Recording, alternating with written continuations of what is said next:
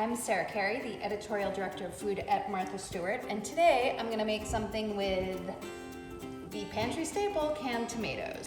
I'm making a creamy tomato soup, and I'm sure you guys all have a favorite recipe for this, but this one's really nice, and it's actually thickened with a little bit of roux instead of cream at the end, which I kind of like because I don't always want to have cream, and also I don't have any cream right now, so this is actually the perfect recipe for me to be making. The first thing that you want to do is get a 28-ounce can of tomatoes.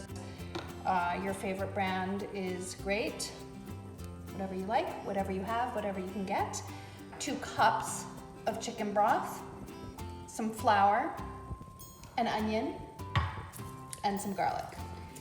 You'll need 1 medium onion, and you need to dice it, but it doesn't need to be too fine because everything is going to get pureed afterwards, so don't worry about making it overly precise. It really doesn't matter.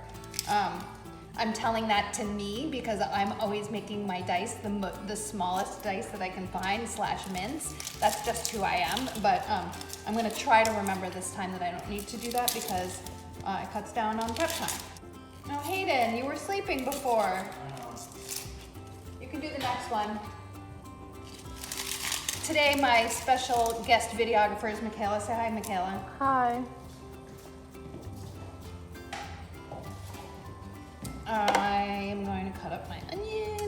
Oh, while I'm waiting, I'm going to heat my pot and melt some butter and oil in it.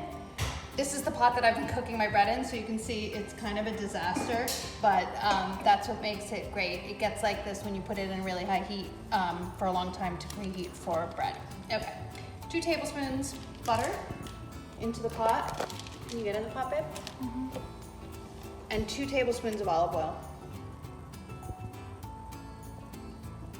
I'm just gonna slowly heat that while I cut up my onion and my garlic. So like I was saying, this recipe depends on a roux for silkiness. Roux, I think we've talked about this before. In fact, I think we just talked about this the other day when I made the tuna casserole. Is a combination of some kind of fat and flour that's used to thicken soups and sauces and things of that nature. Today I'm using a combination of 2 tablespoons butter and 2 tablespoons oil, like I said, and then I'm going to add 2 tablespoons of flour to that to build my roux before I add my tomatoes. I don't know if you guys can hear that noise in the background. That is Hayden doing laundry. I got it. He got it. All right, back to my onion. Add that to your pot.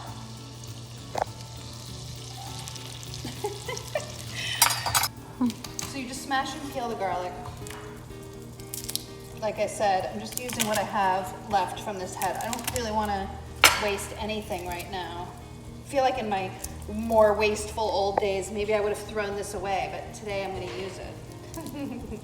At work, when we're all together in the kitchen and Shira, Bakar, and Lauren and everybody's together, we always leave tiny little baby things on Shira's cutting board because she loves baby things. If she was here, I'd give her that. Okay, all this garlic goes in to the pot. Stir it around. You want to start getting these nice and soft. Cook off some of the liquid. Season with some salt. All right. Now I'm going to add the flour. It's 2 tablespoons. I'm being extraordinarily precise. Cook off the rawness of it. We always say that, and then people query. Mostly the copy editors are like, "What does that mean? Cook off the rawness." It shouldn't smell. There's like a difference in the way that it smells when it gets a little bit cooked, and that's what you're looking for. But if all else fails, just cook it for about 30 seconds. Then whisk in some broth. You can use veggie broth or chicken broth.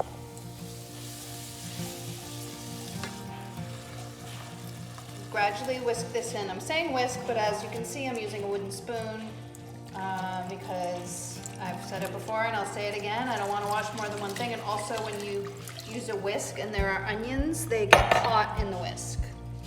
And then the tomatoes. You don't even have to do anything to the tomatoes. You just add the juice and the tomatoes and everything all at once, because the whole thing is gonna get pureed later. So now what you wanna do is just bring this entire thing to a boil, reduce it to a simmer, and then cook it until the tomatoes are starting to break down. That'll take about 20 minutes, so you're gonna have to come back in about 20 minutes, McKenna. I've switched camera people, now Marianne is shooting. So one of the things I thought would be interesting to talk about, since we're talking about canned tomatoes, and I made this with canned tomatoes, is what are the differences between all different kinds of canned tomatoes. I used whole peeled tomatoes. I think it was actually in puree. I generally like to use the kind in juice because I just think that it's like a nicer, thinner product, but you can get whole peeled tomatoes either in juice or puree. That's what we usually use when we're cooking with canned tomatoes at Martha. But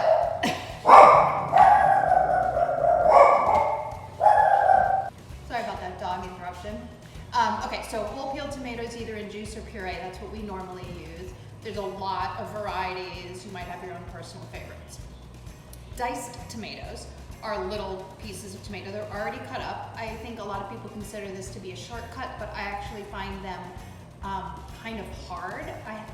It's just a gut feeling, but I think that they use less ripe ones than they do for the whole peeled because they need to hold their shape as dice, and so they don't really break down that well. Stewed tomatoes are tomatoes that are cooked before they're canned, but they also usually have some other flavorings in them. They're not really an ingredient. It's actually something that people, I don't know how many people eat them now, but would eat just like as, maybe you put them in like a gratin or something like that. But it's mostly like an actual dish. Tomato paste, which is like a cooked down concentrate of tomato, crushed tomatoes.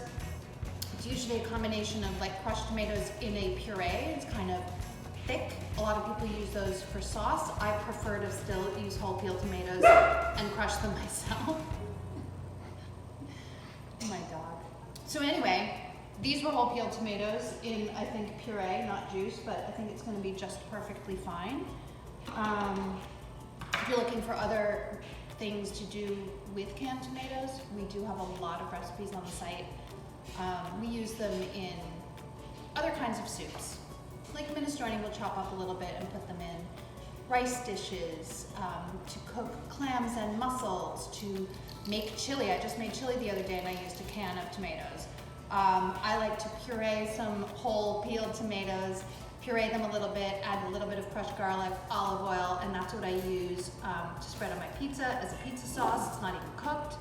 Tons and tons and tons of great ideas. And now I think that it's been 20 minutes and we can puree our soup. I'm gonna do it with an immersion blender because I think it's less messy, easier to clean up. So blend it up.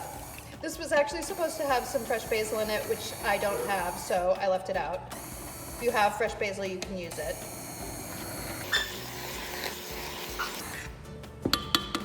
Ta-da! So hot. Hold on.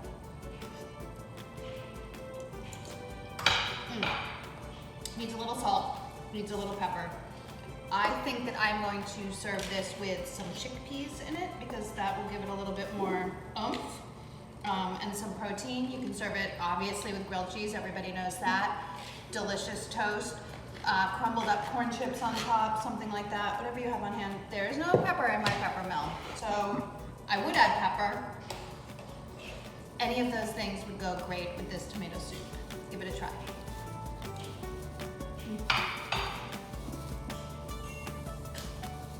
Cut.